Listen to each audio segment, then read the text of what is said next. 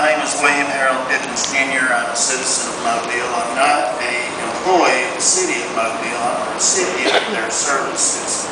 And frankly, I believe the choice between layoffs or furloughs is a false choice. This whole affair has been brought on by a crisis in finance. Now, in the last 6 weeks or so, the city has seen fit to spend $1 million on a 1-acre parking lot for downtown, and here recently $500,000 to hire a band for Bayfest. And they're talking about cutting the people who give me my basic city services, not to mention the security I get from the hardworking people of the police and fire department. Now, speaking of the police department, you realize we've got half the police per capita in the city of Huntsville, and yet their clearance rate is higher. So obviously they're doing something right.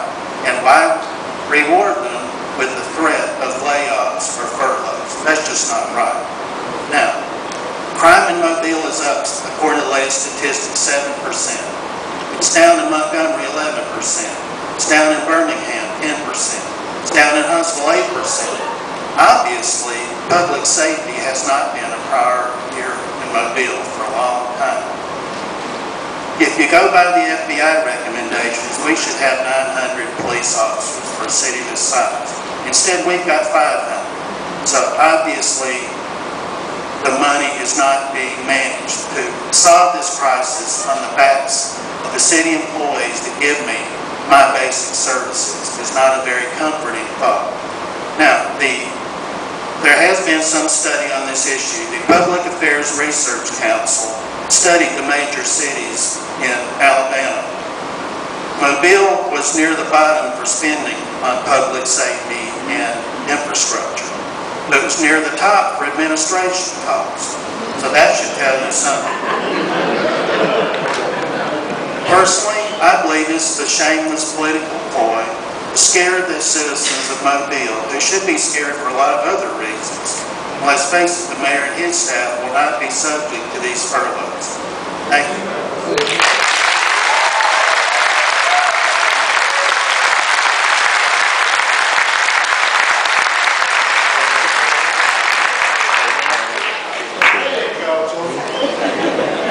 Joseph Kennedy, please.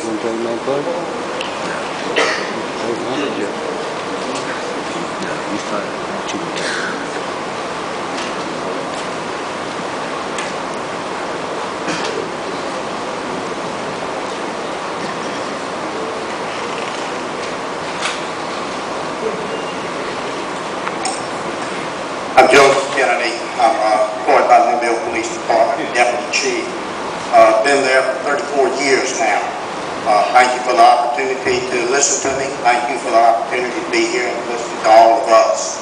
I'm saddened by the fact that we actually have to come here and do this because it's simply because of mismanagement, and it's mismanagement on the part of the city that I work for that has caused this for the county and for the other municipalities.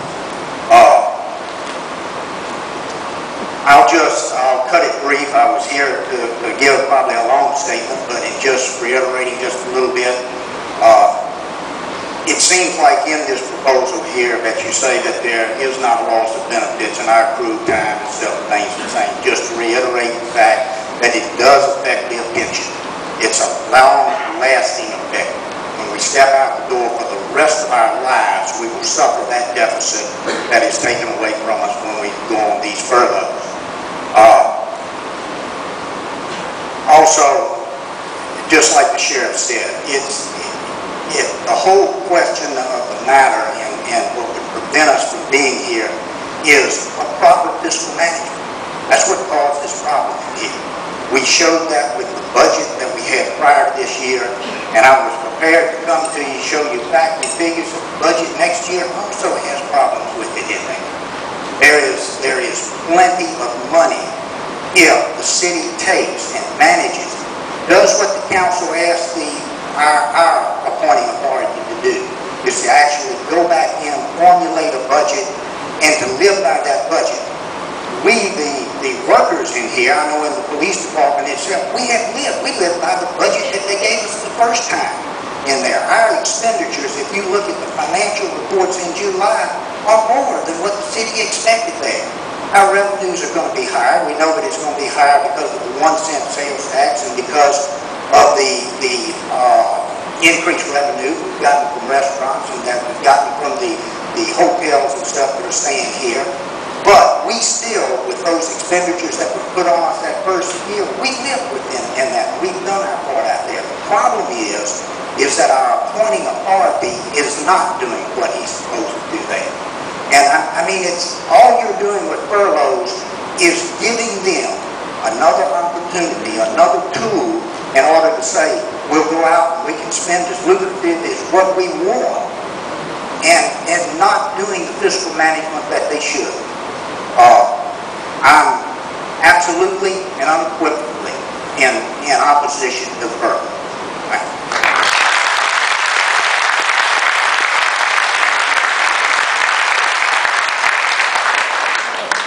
Mr. John Moore, next I believe it is.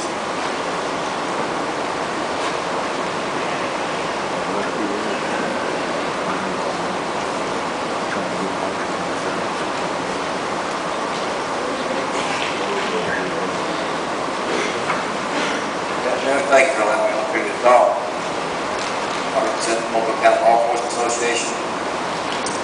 And all these merit system employees are your friends and allies in service. As Mr. Cumbus says, I believe the board is designed to protect the interests of this employee. As this furlough proposition reads, it's not necessarily inclusive of all public service employees, all county, city, municipality employees. It's not inclusive of all. Appointing authority actually can target classification, whether it be like a sanitation truck driver or it be a police officer, not necessarily all employees. It even goes even further. It can actually target individuals because there's no merit clause in this proposal that's written. So you're going to furlough police sergeant. Was it based on seniority? Is it based on performance evaluation? Or is it based on character? Is it based on whether you like it or not? There's no merit clause in this. The employee authority can just pick and choose who he wants to furlough. And as Chief Kenny put out, it almost promotes lack of responsibility. If the city's got a shortfall budget, that's okay. We'll pay for it, furlough. If there's something that needs to be paid for, we don't have the money for it, that's okay, furlough. We'll pay for it. There's no merit clause in this. It's not fair, it's not all-inclusive. And speaking of just an example of fiscal responsibility of my city, we're supposedly in dire straits. 2 months ago, we were told, spend this $800,000 within 2 months, and you're going to lose it. So we got police officers out here trying to spend $800,000 that could be used from 50 employee position or 500 furlough days. But instead, this is the actions of our city of what they're doing with our budget.